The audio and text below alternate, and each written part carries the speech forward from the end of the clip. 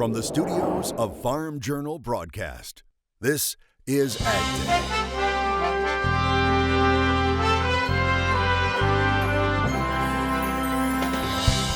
Coming up on AgDay. The vitamins and minerals you get from goat milk are very good for your skin. An emerging market for farm products. See how goat milk soap is made. McDonald's making changes to meet your demands. It's an 80% of our menu items, and so truly it can be the star of so many of our menu items to our customers. Lawmakers and newly elected members return to Washington today. An update on where things stand with the Farm Bill. A lot of it just deals with money. AgDay, brought to you by the Chevy Silverado, the most dependable, longest-lasting full-size pickups on the road. Good morning, I'm Clinton Griffiths. Congress returns to work this morning for the lame duck session. Ag committee members say passing a farm bill is still high on the priority list. AgDay's Betsy Gibbon has more on why many think the deal will get done before the end of the year. Now that the November elections are over, farmers continue to want lawmakers to fight for them by completing a new farm bill. I continue to stay optimistic that we will get a farm bill passed. We are very optimistic that we're still going to get a farm bill before the end of the year. Current House Ag Committee Chairman Mike Conaway saying he's committed to completing a new farm bill this year. Democrat Colin Peterson, who is expected to lead the panel in the new Congress, says he does not want to wait to pass a new farm bill. He wants to get it done. I think he wants to start his next reign as chairman with a clean slate, and the only way he can do that is to finish this farm bill. Woodall says both the House and Senate version authorized a vaccine bank for foreign animal diseases, which is a big step. He says no vaccine bank is a large concern. The Department of Homeland Security, the Department of Defense have made it very clear that a lot of the terrorist groups in the Middle East have access to foot and mouth disease, and they know how devastating it would be. Walmsley says besides the fight over SNAP issues, there are outstanding issues with conservation and Title I, which includes crop commodity programs. A lot of it just deals with money. So what are the consequences if the bill is not passed? We'd have to start all over. It's committee markup. It's going back through each chamber and dealing with that open amendment process most likely. Reporting for AgDay, I'm Betsy Gibbon. All right, thanks, Betsy. A proposed rule change to the H-2A. It would allow American employers looking for temporary help to advertise their job openings online instead of in newspapers. U.S. Ag Secretary Sonny Perdue applauding the proposal from the Department of Labor. This is one of the first steps in H-2A regulatory reform that was promised back in May. Perdue says one of the biggest concerns he hears about from farmers during his travels around the country is a shortage of legal farm labor. Modernizing H-2A forms is something the U.S. Apple Association is fighting for, including being able to fill out lengthy paperwork online. You have to tell the Department of Labor months in advance when you're going to need these workers, even though you're not sure as an apple grower when exactly your apples are going to be ready to be harvested. You know, historically you might say, well, we generally need them about October 1st. Well, Mother Nature might have other plans for you. The harvest might be 2 weeks earlier, it might be 2 weeks late. And so, you know, that's just one example of it's not a very nimble program. It's not user-friendly at all. Bayer says the program was designed to bring seasonal labor to the U.S. temporarily. Instead, due to the rules, it's having the opposite effect, encouraging people to stay. Vice President Mike Pence in Japan right now. He's traveling on behalf of President Trump. He will represent him at 2 economic conferences in Singapore. He'll also travel to the Asia-Pacific Economic Cooperation meetings in New Guinea. Japanese officials say Minister Pence was expected to discuss China's growing regional influence and bilateral trade with Prime Minister Shinzo Abe when they meet today. The Vice President said in a recent opinion piece in the Washington Post that America would soon begin negotiations on a trade agreement with Japan. Now, Japan is an active destination for U.S. meat products. U.S. Meat Export Federation saying strong Japanese demand helping U.S. meat exports see double-digit growth, and younger generations are turning from seafood in favor of beef. As 11 countries work to ratify the new Trans-Pacific Partnership, USMEF is worried the U.S. will be priced out of the market. They're going to get immediate 12% tariff reduction versus the United States, and the tariffs are pretty high going in Japan at 38.5%. So when we get that, it's going to put us at a disadvantage to all of our other competitors. So we need to get something done. We're hopeful that the administration's in good talks with Japan and that we see something soon next year coming out that puts us back on an even playing field. Jones says if the U.S. gets on a level playing field with tariffs, meat products from the U.S. will be able to compete on the world market. A major Chinese animal feed maker says one of its units was contaminated with African swine fever. It's the first reported contamination of feed supplies in China. Reuters reporting the company, Tansgren Shin Group, says the disease was found in feed samples provided by a subsidiary. The origin of the disease is unclear. This comes at a time where there is economic pressure on feed manufacturers in China, already struggling with low margins and slowing demand. Cuban and U.S. trade representatives held a conference to explore expanding American agricultural exports to the island nation. Top officials from the Cuban Agricultural Ministry met with a combined U.S. delegation of businessmen and members of Congress to discuss ways to open the Cuban market to exports of American farm products. A potential $1.5 billion market opportunity has been shrinking under the pressure of strained relations between the Trump administration and Cuba. There are also financial restrictions imposed by an American trade embargo. U.S. Republican Congressman Rick Crawford, who was part of the delegation, said the midterm election results could lead to an opening for the U.S., but only if the new House, with Democrats in charge, take a bipartisan approach to easing trade restrictions. That's going to be entirely up to them and their leadership. If they choose to take a positive direction and focus on issues versus focusing on punitive action toward the administration, that'll be up to them to determine. What we've been told is that they want to take a bipartisan approach. Time will tell. U.S. businesses once exported hundreds of millions of dollars of soybeans, pork, chicken, and other products a year to the island, but have seen their share of agriculture exports shrink to a trickle over the last few years. Deadly wildfires continue to burn out of control across California, the flames claiming more than 24 lives. This picture from NASA showing just how long the smoke trails are from space. In the north, you can see the Camp Fire. It's about 90 miles north of Sacramento. It has destroyed close to 7,000 structures, scorching more than 100,000 acres. To the south, the Hill and Woolsey fires near Los Angeles. More than 250,000 people ordered out of the fire zone. High winds are a big problem. Crews are expecting to battle those fires for several more days. Not rain, but snow, causing problems for harvest right now. Meteorologist David Harker has more in today's crop comments. David? Harvest 2018 slowed in some parts of the country after the early arrival of snow. A farmer who used the hashtag FamilyMan on Twitter sent us this photo. Now, he lives in south central Nebraska. He said, quote, "I have decided to relax and take a few days off."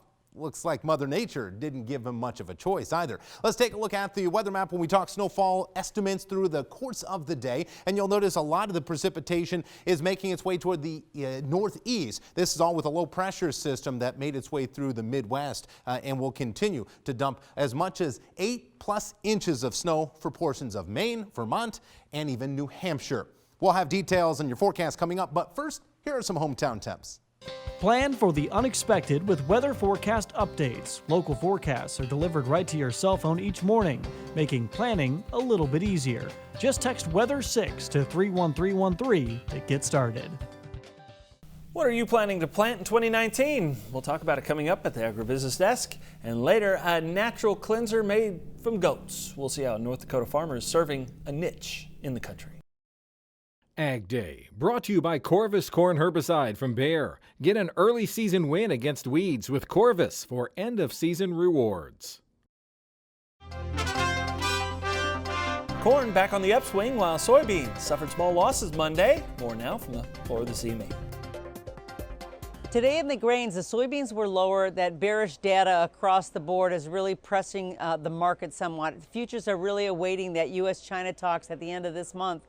And without a resolution, it looks like the rest of the year will be completely shot for any kind of exports to China. So there's some real worries about that. With the futures only down a few cents, that just means there's a number of traders are on the sideline. We're not really sure to step in since it is a holiday today. Corn was steady as well. That strong U.S. dollar has put a lid on any kind of rally that we would be participating in because the exports have been pretty decent. There has been some short covering too, and that's really keeping the corn afloat, but that dollar index, that strong dollar index, is really capping anything to go from there. The big story of the day is the wheat. It rebounded well, and that higher demand expected going forward is really pushing the market up, as well as the reduction of the Australian wheat board to 2.9%. Of their total yield. That's all from the floor at the CME Group. Here in Chicago, I'm Virginia McGathy.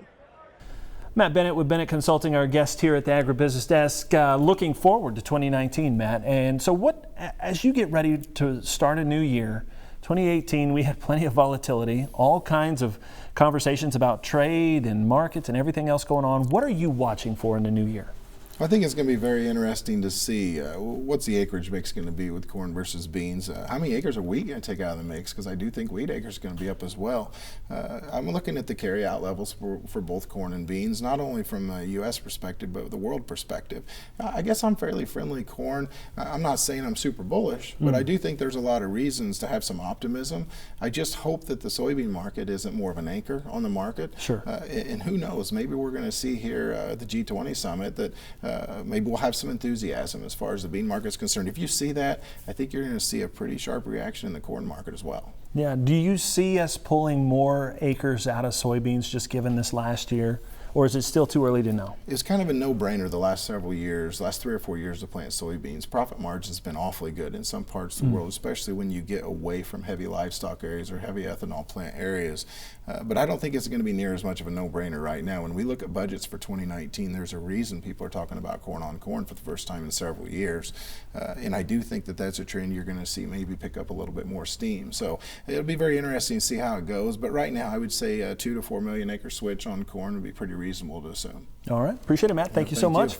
We'll be back with more AgDay in just a minute. For advice on the best way to be profitable on your farm, contact Matt at 217-273-1133.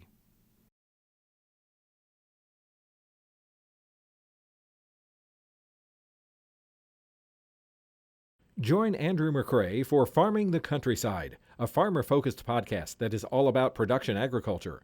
Farming the Countryside is available wherever you listen to your favorite podcast and is brought to you by Nutrien Ag Solutions, the world's largest provider of crop inputs and services.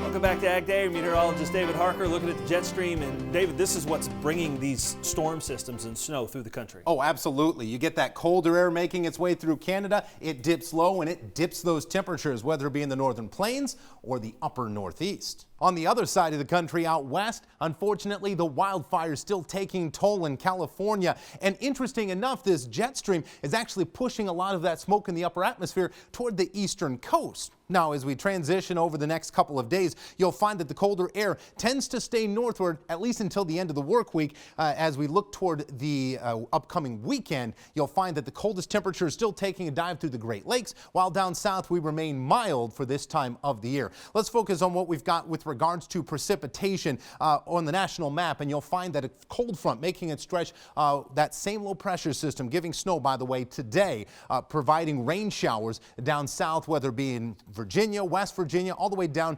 through Georgia, Mississippi, Alabama, and even into the Gulf of Mexico. This system is going to produce some heavy downpours as it more or less becomes stationary and sits over the Gulf Coast as we look to the next 24 hours or so. Nice and dry out to the west of the Mississippi River and in the Rocky Mountains. Unfortunately, the Santa Ana winds providing little relief for the wildfire fighting there, and the fact that the relative humidities will be down 5 to 15%. Yeah, that's not going to help out at all. We transition to the daytime on Wednesday. We find more moisture sitting in the Gulf of Mexico. So for some of you down south along the coastline there in Louisiana, as well as Mississippi and Alabama, even the panhandle of Florida, not getting much of a chance to dry out. While we get into a lull in the action across a good portion of the country, we do have lake effect snow showers, whether it be the northern lakes or even the eastern lakes, Ontario and Erie. If you're along there, you'll likely see some snow. Now, this all tapers off. Quiet weather pattern as we get to the evening on Wednesday. Even as we transition to precipitation estimates, you know that it just goes to show you down south, the 3, 4, 5+ inches of rain that we don't need, unfortunately. And again, this is through the entire day ahead, while some areas of the eastern seaboard not getting much relief from the rain showers. We take a look at the drought monitor out west. It still continues to be troublesome. Unfortunately, not getting the precipitation we need. This afternoon, we find temperatures do remain cold up north, in the middle 20s there in Minneapolis, and we've got 80s down in Florida. And here are low temperatures coming up tomorrow morning. Now let's take a look at conditions near you. There in Green River, Utah, frigid start at 19, but we'll warm up to 47 degrees. For the daytime today in Jackson, Tennessee, 39 degrees with a low of 33 in the morning, and then up to Vermont, it's rain and snow. McDonald's listening to their consumers. What company leaders say about the demand for dairy next. All in a Row, a new resource for crop and farm management information, is brought to you by Farm Journal and Valent USA. The dairy industry continues to grapple with more milk, but the tides may be turning. USDA recently revising its forecast, pointing to both lower cow and production numbers in 2019. That may not be enough to help prices recover. In the latest World Agricultural Supply Demand estimates, the agency showing lower production may not be enough to increase prices. USDA is forecasting lower cheese and butter prices heading into 2019. It says that it could pressure prices, now pegging the 2019 all milk price at $16.70 to $17.60 per hundredweight. The range slightly higher than what milk producers are seeing this year, but still in the $16 to $17 range. Ben Lane with CoBank also thinks stagnant prices will stick around next year. It's always hard to tell if it's a new normal, but I think that we are in for a longer period of prices in this range. I'm not going to say it's never going to get better or it's never going to pull back out of this range, but for now I think we need to start to adjust to this as being a new reality that we need to figure out how to deal with. Lane says he's confident demand will catch up with supply at some point. He just doesn't know when.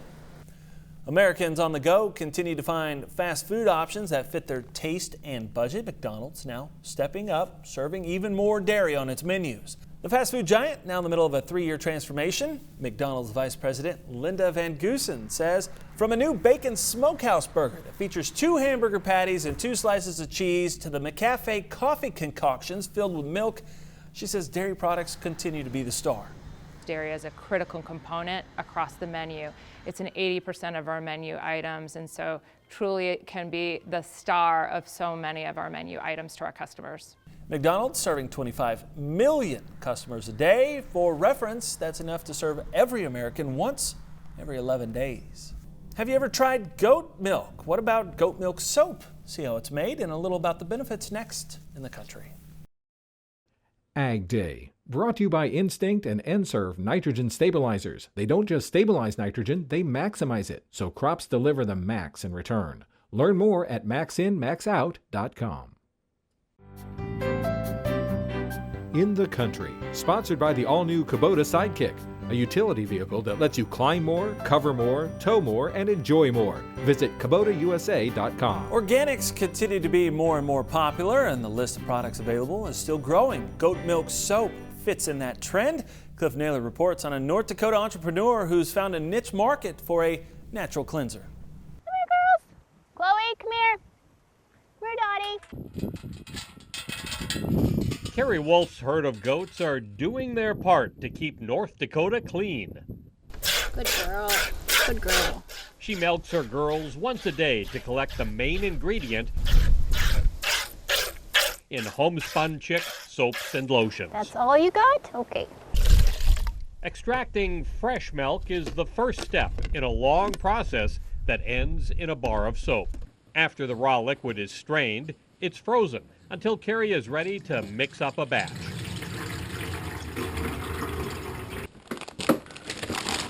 There's a little more than an ounce of milk in every bar, along with lye, coconut oil, or palm oil. You have to be very exact when you're measuring out your oils and your lye and everything. She uses a microwave oven to thaw the milk and a heat gun to control mixture conditions. If you want to make sure your temperature of your oils is at least 100 or less, otherwise it's going to burn your soap. Carrie has developed her own recipe over the years. It takes about a half hour to mix up a batch. There's lots of benefits blended into this naturally based cleanser. The vitamins and minerals you get from goat milk are very good for your skin. They're easily absorbed on your skin. Homespun Chick produces 75 different kinds of soap, ranging from oatmeal and honey to lemon poppy seed and brown sugar and spice, and 20 unscented varieties just for men. Carrie also creates hand lotions from goat milk. She sold more than 3,000 bars of soap last year, and Dottie, Chloe, Rosie, and Alice don't mind making more. I'm Cliff Naylor, reporting for AgDay. That's all the time we have this morning. We're sure glad you tuned in and spent part of your day with us. From all of us here at AgDay, I'm Clinton Griffiths. Have a great day.